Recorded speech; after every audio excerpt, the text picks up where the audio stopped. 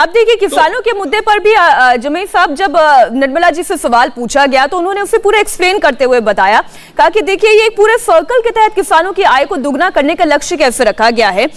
MSP बढ़ाया जाएगा, किसानों की जो फसल होगी उसके लिए फूड प्रोसेसिंग यूनिट लगाई जाएगी, 6000 किसान सम्मान निधि के तहत पहले से ही किसानों को दिया जा रहा है, बिजली के दरों में राहत है, 58,000 करोड़ यूरिया सब्सिडी है, ऑर्गेनिक खेती को बढ़ावा है। तो इन टोटालिटी ये किसानों को राहत नहीं तो फिर और क्या है? मीनाक्षी, ये बहुत ही प्रो कॉर्पोरेट और जो बिग कॉरपोरेशंस हैं उनको शह देने वाला बजट है और उसी मेंटेलिटी की जो सरकार है। अभी आज ही बहुत बड़ी खुशखबरी भारत सरकार ने इस देश को दी है कि जो हमारा जो प्राइवेट सेक्टर था, जो पब्लिक सेक्टर था, हमारा नीलांचल इस्पात, इसको उठा के इसका निजीकरण करके इसको बेच दिया गया है। एयर इंडिया के बाद इन्होंने जो है ये एक बड़ा कदम उठाया है। तो सवाल ये है कि जो भी हमारे नेशनलाइज एसेट थे आपने उनको बिग कॉर्पोरेशंस के हाथ में बेच दिया, तो जाहिर सी बात है कि आप कॉर्पोरेट फोर्सेस के लिए काम कर रहे हैं। मैं अगर आपको उत्तर प्रदेश सेंट्रिक बात करूं तो बाबा मुख्यमंत्री जी यहां पे हर कैंपेन में बोलते हैं कि 2 करोड़ नौकरी की बात ये लोग हमेशा लक्ष्य रखते थे। लेकिन आज हमारी जो ये हैं फाइनेंस मिनिस्टर साहिबा हैं, इन्होंने बहुत साफ कहा कि वो जो लक्ष्य है 60 लाख की नौकरियों तक के ही लक्ष्य तक वो पहुंचने की बात ये कह रहे हैं। तो ये बहुत ही विरोधाभासी है। और मैं अगर एमएसएमई की बात करूं, मुझे बहुत ज्यादा इंटरेस्ट रहा है एमएसएमई के बारे में। मैं विशेषकर कानपुर की अगर आपको बात करना चाहूं तो इस नोटबंदी और जीएसटी की मार में और उसके बाद कोविड के मार में तकरीबन 12,000 जो हमारे स्मॉल स्केल के जो छोटे छोटे जो कल कारखाने थे वो बंद हो गए। लेकिन सर एमएसएमई सेक्टर को, छोटे और लघु उद्योगों को 2 लाख करोड़ के पैकेज का ऐलान किया गया है इस बजट में। आपको लगता है कि ये दिस इजंट सफिशिएंट? मीनाक्षी, हो क्या रहा है कि जो भी ये बजट्स दिए जाते हैं वो डाइवर्ट होते हैं बिग कॉर्पोरेशंस के पास। नाम में तो एमएसएमई के आते हैं, लेकिन मैं ये कह रहा हूं कि 5 साल सरकार को हो गए उत्तर प्रदेश की भारतीय जनता पार्टी के। लेदर इंडस्ट्री जो कानपुर का है मीनाक्षी, उनका 16,000 करोड़ का 2016-17 में एक्सपोर्ट था। आज वो जो एक्सपोर्ट है लेदर इंडस्ट्री का वो 3,000 करोड़ पर है। तो सवाल ये है कि जो निजीकरण के चलते आपने जो सोशल सिक्योरिटी है उसको आपने खत्म किया, नौकरियां खत्म हुई। साहब आप ये कहना चाह रहे हैं, मैं इसी सवाल को लेकर रूडी साहब आपके पास आ रही हूं। देखिए आपके विरोधी ये कह रहे हैं कि आप बजट एलोकेशन तो करते रहे हैं, लेकिन जहां बात इम्प्लीमेंटेशन की आती है वो छोटे और मध्यम लघु उद्योगों तक ये फायदा नहीं पहुंचता है, ये कॉर्पोरेट्स तक फायदा पहुंच जाता है। आप पर आरोप है। देखिए, मैं नहीं समझ पाया कि ये कहना क्या चाह रहे थे और कई सारे विषयों को उन्होंने जोड़ा है, लेकिन तथ्य के रूप में देखा जाए इन्होंने कानपुर से शुरू की कि वहां का एक्सपोर्ट कम हो गया है।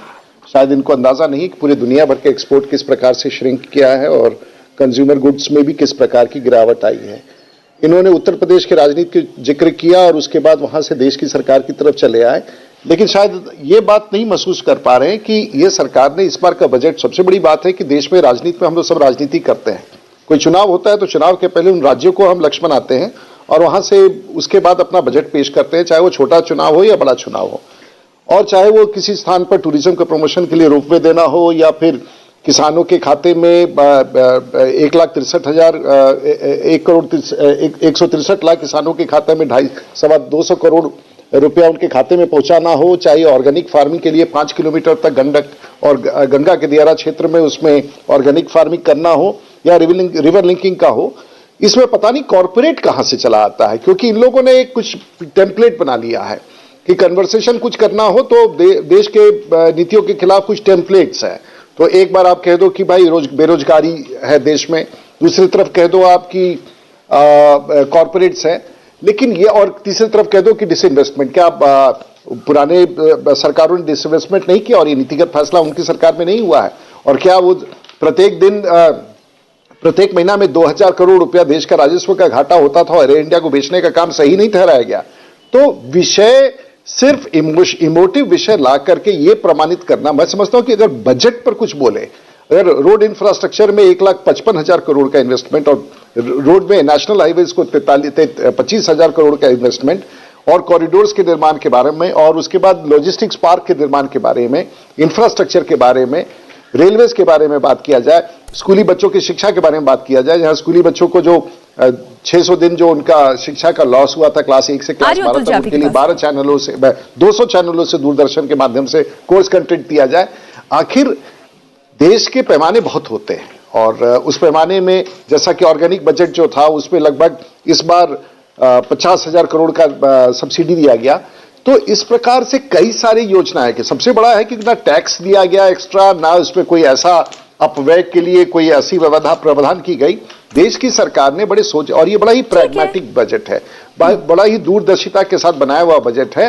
और ये जो सॉप्स के साथ बजट होता है, मैं भी सरकार की प्रशंसा करूंगा कि सरकार ने इतनी ताकत जुटा ली है कि सॉप्स दे करके लोगों के बीच में, जिसको सॉप्स कहते हैं, हिंदी का शब्द मैं नहीं सही बता पाऊंगा, तो उसे देख करके सरकार में पॉपुलैरिटी लेना देश के सरकार ने, और प्रधानमंत्री जी ने यह तय किया कि वो अब नहीं करना है। उन्होंने खुद ये तय किया। मतलब आप ये कहना चाह रहे हैं कि मोदी की नीति ये रही नहीं है कि चुनावी साल है तो लोक लुभावन बजट लेकर आया जाए और उसका लाभ फिर जो है वोटों के जरिए उठाया जाए। इंडिया टीवी हर वक्त हर जगह डाउनलोड करने के लिए सर्च करें India TV news Google play store या ऐप स्टोर पर।